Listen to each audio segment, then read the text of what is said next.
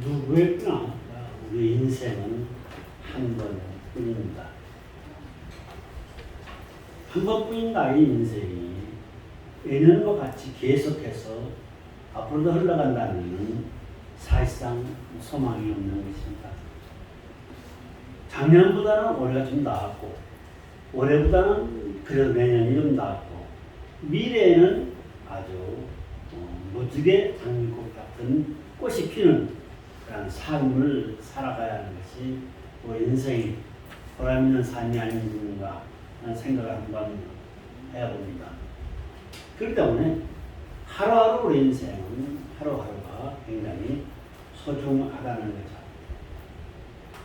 우리 인간을 생각해 봤을 때 마음속에 편안하게 되게 되면은 사실상 자기 본분을 잊어버립니다. 그러면서 타락하게 되는 거죠. 하지만 그 속에서 또한 탈선하게 되게 되면 하나님 책망이 오십니다. 하나님 분명히 공의의 하나님이십니다. 잘못했을 때는 잘못했다고 책망하시는 거죠. 하지만 또한 하나님은 사랑의 하나님이십니다. 그렇기 때문에 내가 하나님께 잘못했다고 용서를 구하면서 하나님께 부르짖으면은 하나님께서 또한 나의 고통을 제하여 주십니다. 내가 죄에 빠졌을 때는 그 찰나에 나한테 경고하시지만은 또한 내가 회개하고 용서를 구하고 하나님 앞에 두 손 들고 나아온다면은 하나님을 나를 사랑하시면서 전보다 더 나를 축복하여 주신다는 것입니다. 그런데 이러한 상황을 너무나 잘 아는 사람들은 반대로 하나님께서 다 알아서 해주시겠지.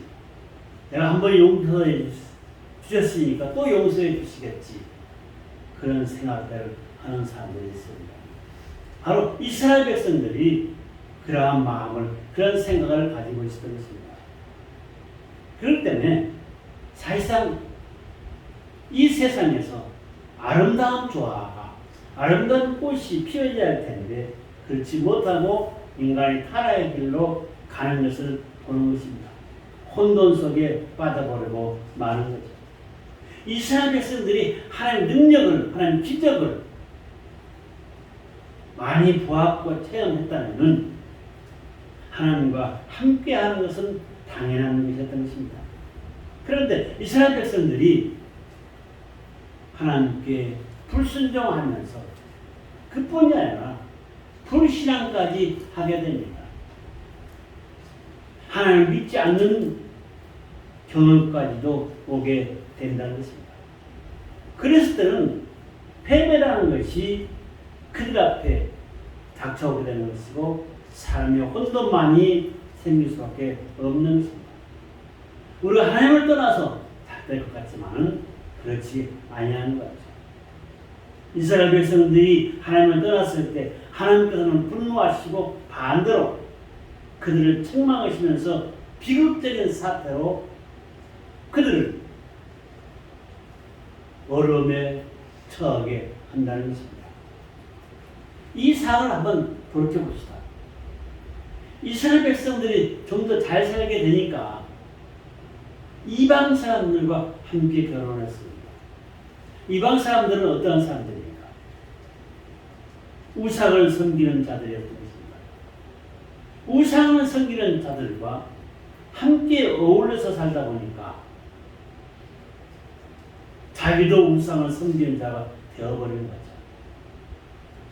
친구를 잘못 사귀면 그 친구 따라 자기 인생도 망가진지도 모르고 타락의 길로 가는 현상을 여러분들 많이 목격하고 계실 것입니다. 이스라엘 백성들이 하나님을 멀리하고 하나님을 떠나갔을 때 하나님께서는 그들에게 진노하시면서 그들과 멀리하였던 것입니다. 그러면서 이스라엘 백성들에게 이웃나라에 침투하는 것을, 침략하는 것을 그들은 놔둔 거죠. 그러면 또 이스라엘 백성들은 또 잘못했다고 하나님께 부르짖습니다. 용서해 주십니다. 이것이 거듭되고 있는 이 상황 속에서 사사들을 통해서 그나마 이스라엘 백성들을 이스라엘을 구원시켜 왔다는 것입니다. 사사들을 통해서 새로운 삶이 시작되었는데 또 시간이 좀 지나면은 또 우상을 또 섬깁니다. 또 이방신을 섬기면서 그들과 또 함께 결혼도 합니다. 그리고 또 타락하게 되는 거죠. 그래도 고통 중에 부르짖습니다. 하나님은 그들을 사랑하시면서 어떻게 했습니까? 그래, 이번만은 용서해 주었다 하시면서 사사로 기드온을 택하는 것입니다. 하나님께서 기드온을 부르는 것입니다. 그런데 중요한 것은 뭐가 있었느냐? 이 당시 미디안 사람들이 이스라엘을 침략해 옵니다. 그럴 때 기드온은 이 미디안 사람들이 침략해 올 때는 어느 때 침략해 오느냐?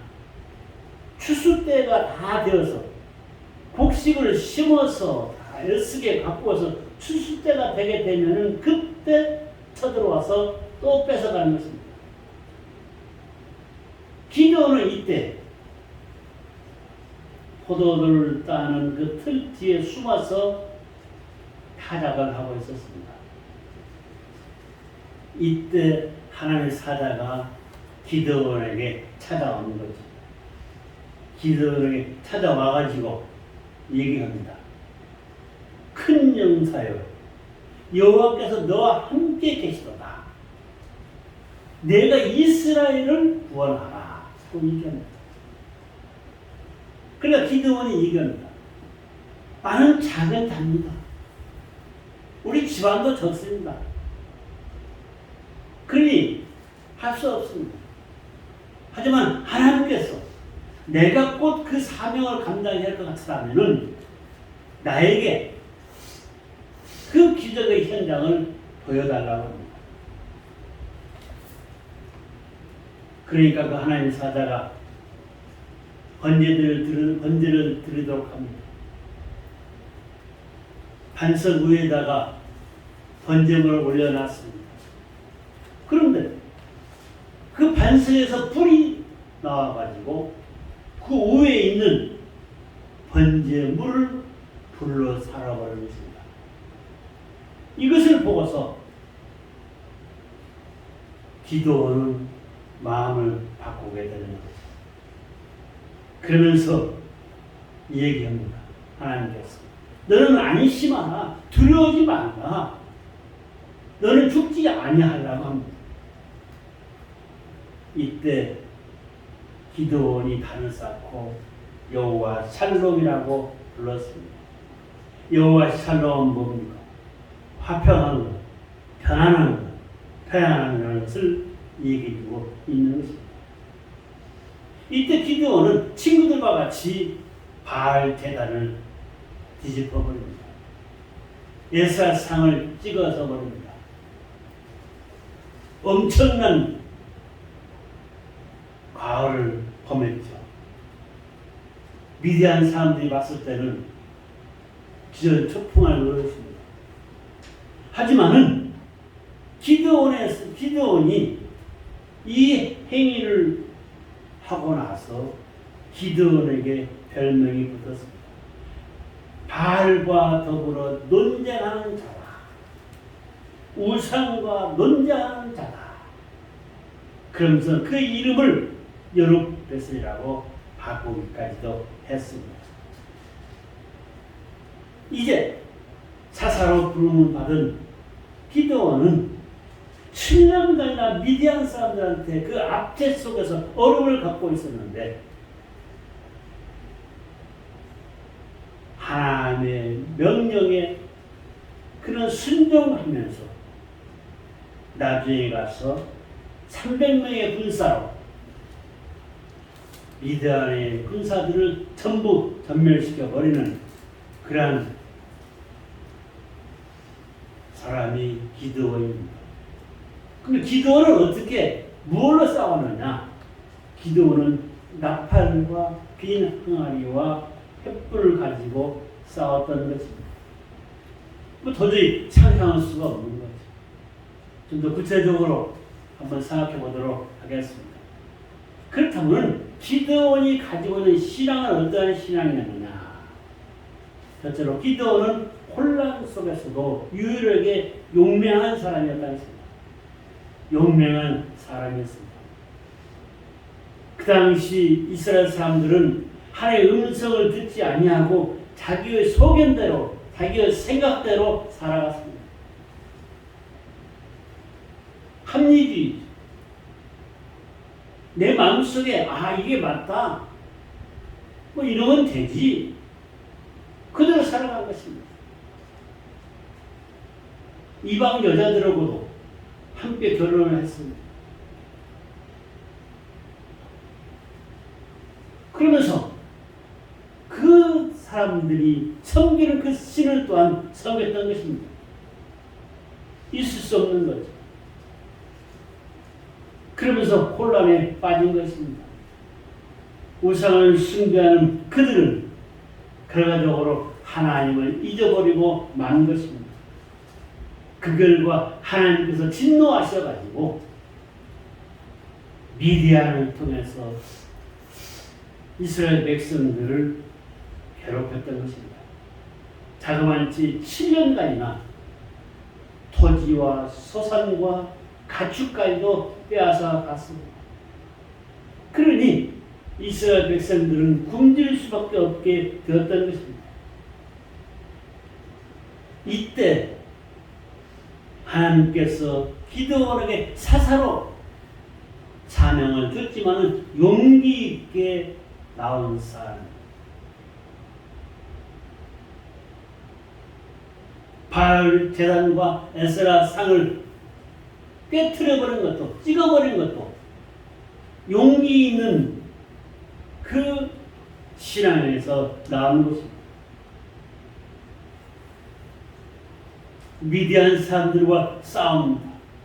이것도 용기입니다. 우리 신앙인들에게 있어서 중요한 것은 뭐냐? 용기입니다. 용맹성을 가지고 있었습니다.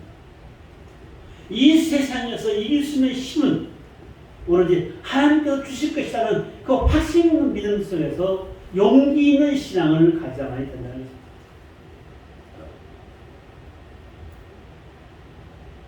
요즘에 학생들도 보게 되게 되면은 자신만만하게 자기 의사를, 의견을 얘기하는 애들이 있습니다.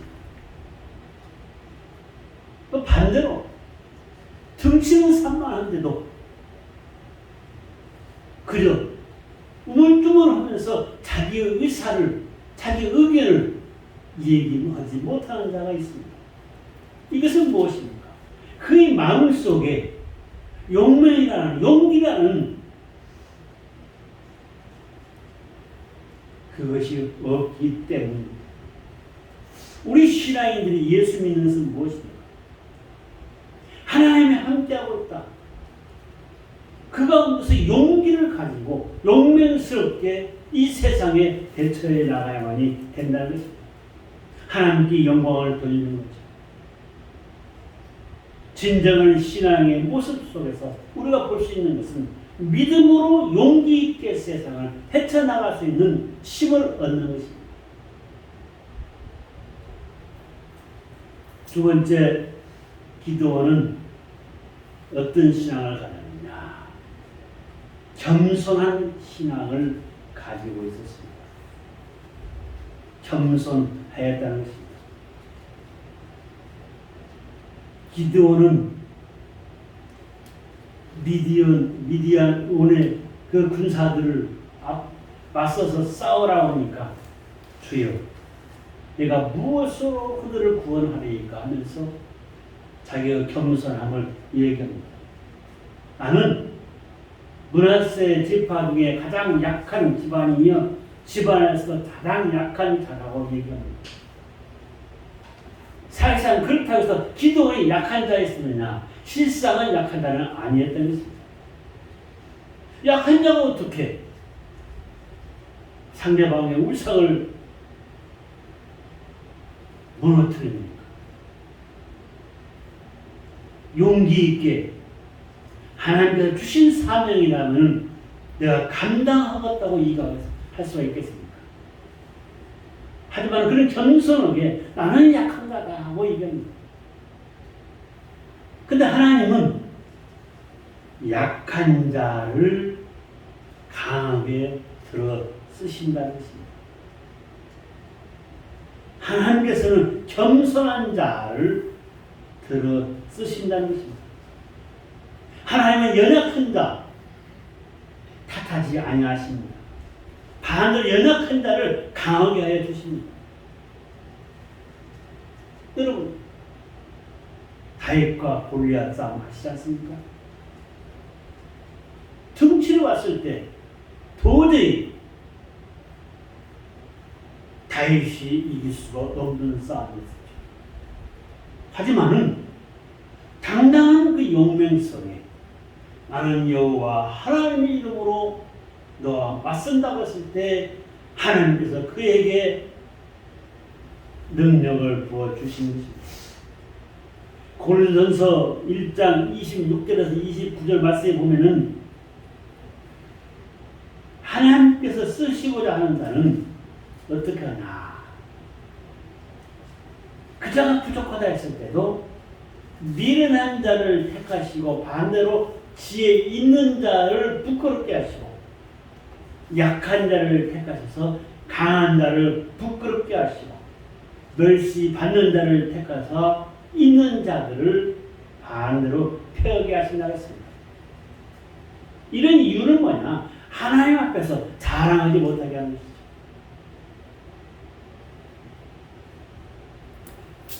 하나님께서 원하시는 것은, 주님께서 원하시는 것은 인간의 모습 속에서 하나님께 영광 돌리는 것을 원하시는 것이지 나 자신을 자랑하는 것을 원하시는 아니하시는 것입니다.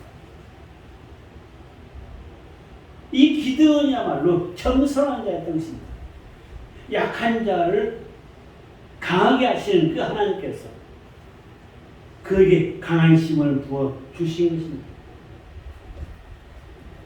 하나님은 약한 자를 들어 쓰십니다. 마태복음 4장 18절에서 19절 말씀에 보면은 예수님은 고기 잡는 어부를 택합니다. 베드로와 안드레를 택해서 어떻게 했습니까? 사람 낚는 어부로 그를 삼으셨습니다. 그들에게 새로운 사명을 주셨던 것입니다. 어부가 뭘 알겠습니까? 그저 고기나 많이 잡을 수 있거든요.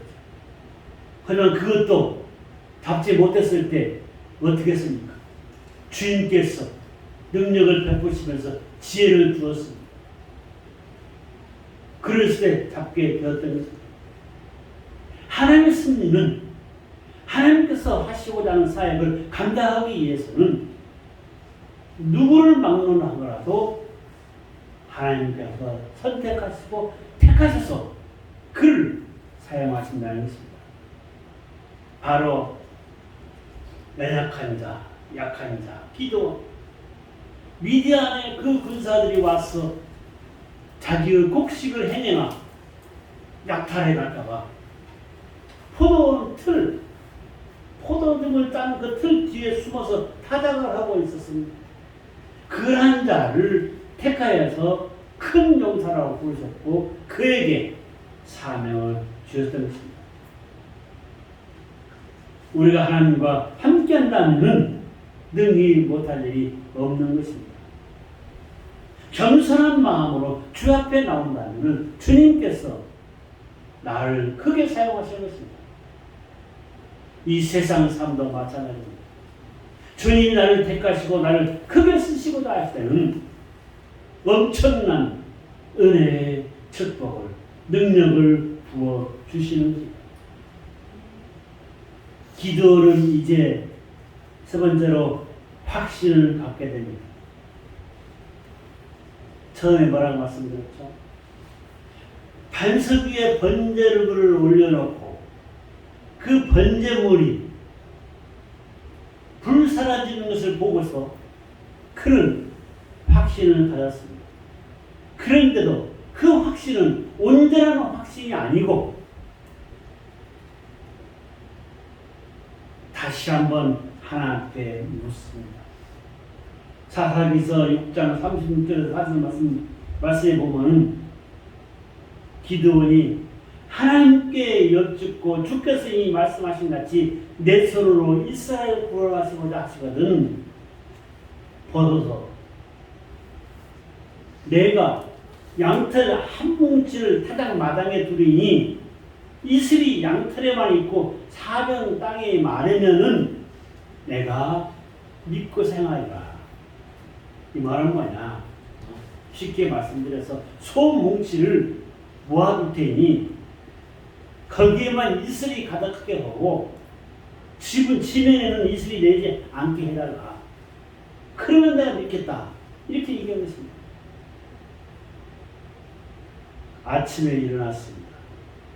아침에 가서 양털을 손으로 짜서 거기서 물이 쏟아져 나옵니다. 양털에만 이슬이 내린 것입니다. 주변에는 말라 있습니다. 이제는 된 거 아닙니까? 근데 기드온이 또 얘기합니다. 주여, 다시 한번 묻겠습니다. 죄송합니다. 다시 한번 보여주십시오. 그러면서 이번에는 뭐라고 하냐? 반대로 양털만 말고 주변에 이슬이 가득 내리게 해달라고. 하루쯤 자고 그 이튿날 아침에 일어났습니다. 이게 웬일입니까? 양털은 보송보송한 그대로 있고 주변에는 이슬이 가득 내리는 것입니다. 그것을 보고서야 비로소 기도하는 두 손을 듭니다. 확신을 하게 됩니다. 한편 생각하게 되는 기도하는 참 의심이 참 많은 사람입니다. 하지만은 반대 입장에서 생각하면 나는 능력도 없고 나는 작은 자인데 내가 어떻게 저 수많은 군사들을 무찌를 수가 있느냐.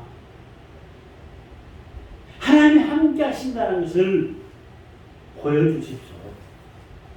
그렇다면 내가 그 하나님의 말씀이 진실로 믿고 그대로 행한다면 이제야 기도하는 마음을 바꾸는 하나님이 함께 하시면 이 싸움에서 이긴다는 확신을 갖게 된 것입니다.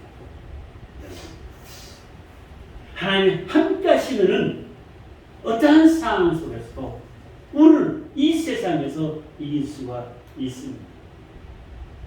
여러분 마음속에 확실한 믿음, 그 믿음을 가지고 하나님과 함께 하십시오. 흔들리지 않는 믿음을 가지고 앞을 향하여 전진해 나아가는 것입니다. 주님은 분명히 나와 함께 하시니 나의 삶을 행복의 길로, 나의 가정을 축복의 가정으로 이끌어 주실 것이다. 믿음으로 기도하며 나아가야만이 된다는 것입니다. 자기의 신앙의 주변을 확실히 점검하면서 나와 함께 하시는 하나님께서 나에게 능력을 주실 것이다. 그 믿음으로 하나님께서 우리 가정을 하나님께서 나의 삶에 역사하여 주실 것이라는 그 믿음을 가지고 나아가다는 것입니다. 그러면서 하나님의 행위를 우리 인정해야만이 됩니다. 우리의 배경은 어떻습니까? 내가 생각할 때는 나는 적은 자다. 아무것도 할 수 없다. 그래서 주저앉아버리면 안 됩니다. 나는 적은 자이지만은 주님께서 지금까지 살아온 과정을 봤을 때 나에게 능력을 주시고 나의 삶을 행복으로 이끄신 것을 봤을 때 나는 확신합니다. 나의 가정을, 나의 삶을 주님께서 축복으로 이끌어 주실 것이라는 그 확신 속에 우리는 또 나아가야만이 되는 것입니다. 기도는 드디어 기적을 체험하고 나서야 군사를 모집합니다. 그런데 우리가 미디안과 싸우자. 나가자. 나갈 사람 다 나오시오. 그랬더니 32,000명이나 모였습니다. 하나님께서 얘기합니다. 너무 많다. 너무 많아. 좀 줄여라. 그래 기도원 자신이 없고 용기가 없고 또한 이 모양 저 모양으로 이유가 있는 사람들은 다 집으로 가라. 다 집으로 가라. 22,000명이 집으로 갑니다. 10,000명이 남았습니다. 그런데도 하나님께서는 다시 얘기합니다. 너무 많다. 너무 많다. 그래 줄여라. 다시 기도원이 시험을 합니다. 10,000명을 데리고 가서 강가에 가가지고 거기서 물을 마시게 합니다. 허겁지겁 마신 사람은 다 골라내서 집으로 가라. 집으로 가라. 그런데 거기서 합격한 사람들이 있습니다. 어떠한 사람? 무기는 들고 한 손으로 흩어서 물을 마신 사람들. 이 사람은 주위를 봐가면서 마신 사람들을 택합니다. 기드온의 용사들이 몇 명이나 300명을 뽑은 것입니다. 이 300명을 가지고 전쟁에 임한 상대방의 숫자는 바닷가의 모래같이 메뚜기 떼와 같이 엄청나게 많은데 300명을 가지고서 싸우게 되는 것입니다. 어이가 없는 거 아닙니까? 인간적인 생각으로. 또 전쟁은 어떻습니까? 무기가 있어야지 않습니까? 근데 이 사람들은 또 특별히 훈련을 받았습니까? 아니죠. 무기도 없고 훈련도 받지 않았습니다. 그런데 그들에게 명령한 것은 뭐냐? 항아리와 횃불을 들고 와라. 기름을 준비해서 횃불에 붙여가지고 나팔을 들고 세상 전쟁이 임하는데 어떻게 나팔과 기름과 횃불과 항아리입니까? 그것도 빈 항아리입니다. 전쟁에 임합니다. 결론으로 말씀을 드리는 것입니다. 이들은 승리합니다. 어떻게 했습니까? 적진 외곽에 둘러싸가지고 거기서 항아리를 막 깨뜨립니다. 상대방이 어두움이 있기 때문에 상대방은 이게 무슨 소리인가, 천둥 치는 소리인가 놀랍니다. 횃불이 막 여기저기서 불이 막 들고서 왔다 갔다 합니다. 놀라는 거. 정신이 혼미해진 것입니다. 그러면서 이들을 외칩니다. 여호와의 기도원의 칼이다. 외치는 것입니다. 도저히 상상할 수 없는 광경이지만은 메뚜기 떼와 같이 많은 모래같이 많은 그 모든 군사들이 다 도망가버리고 맙니다. 자기들끼리 자중지장이 일어나는 거야. 이리 갈라 저리 갈라 그러면서 쓰러진 것입니다. 하나님께서 전투를 준비하신 것은 다른 것이 아니고 기드온의 의견대로 일어나라. 여호와께서 미디안의 군대를 너희 손에 붙이겠다. 너희가 이기게 해주겠다. 그냥 격려의 말씀 하나를 듣고서 전쟁에 임하였다가 자그마치 300명이 그 엄청난 숫자로 싸워서 이기게 된 것입니다. 대승리를 가져오게 된 것입니다. 이 세상에 살아가면서 중요한 것은 무엇입니까? 하나님과 함께하는 것이고 하나님께서 주신 지혜입니다. 하나님께서 주신 지혜입니다. 지혜가 없으면 안 되는 것. 이들은 승리할 수 있습니다. 이들은 하나님께 영광을 돌릴 수가 있게 되었던 것입니다. 겸손한 마음으로 하나님 능력을 확신하는 그 믿음의 신앙인들이 기도의 용사들, 그들 믿음 또한 대단한 것입니다. 요즘 같은 아이고 말도 안 되게 어떻게 300명을 뽑혔지만은 우리가 적대가 어떻게 싸웁니까? 도대체 칼도 없고 아무것도 없는데 어떻게 싸웁니까? 항아리 갖고 횃불 가지고 싸워서 이길 수 있습니까? 그렇게 항의했다면 이 전쟁에서 이길 수 없었습니다. 하지만 기도원의 그 말에 그들 전체가 순종했고 그대로 따랐을 때 승리할 수 있게 되었다는 것입니다. 기도원의 용사들의 믿음이야말로 또한 대단한 것입니다. 우리 승리교회 성도님들 기도원의 용사들 같은 믿음을 소유하시기를 주님의 이름으로 축원하여 드립니다. 하나님은 기도원에게 나는 작고 약한 자입니다. 하나님께 기도원이 얘기했습니다. 하지만은 하나님은 그에게 능력과 지혜를 주신 것입니다.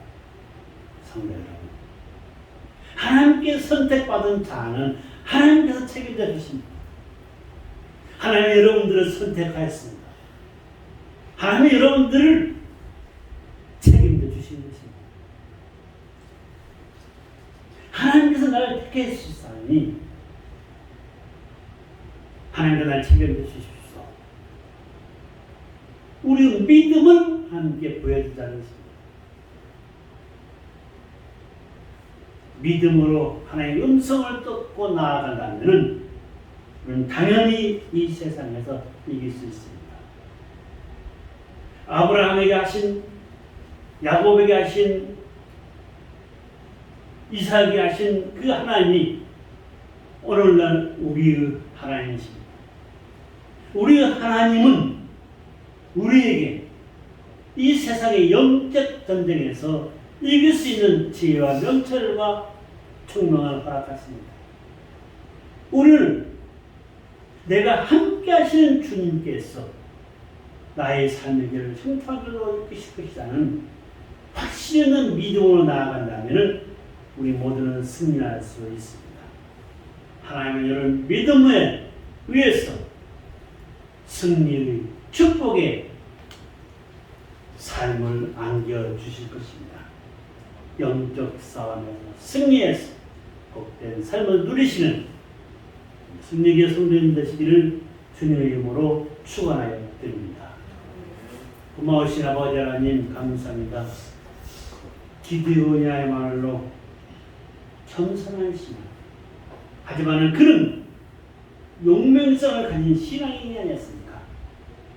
하나님을 믿음으로 나아갔으며 하나님께 주시는 그 지혜로서 미디온의 군사들과 대승리를 거두었습니다.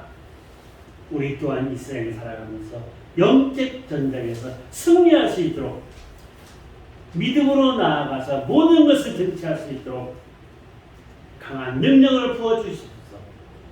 행복의 나라를 펼 수 있도록 인도하여 주시옵소서. 감사하고 예수의 이름으로 기도드리옵나이다. 아멘.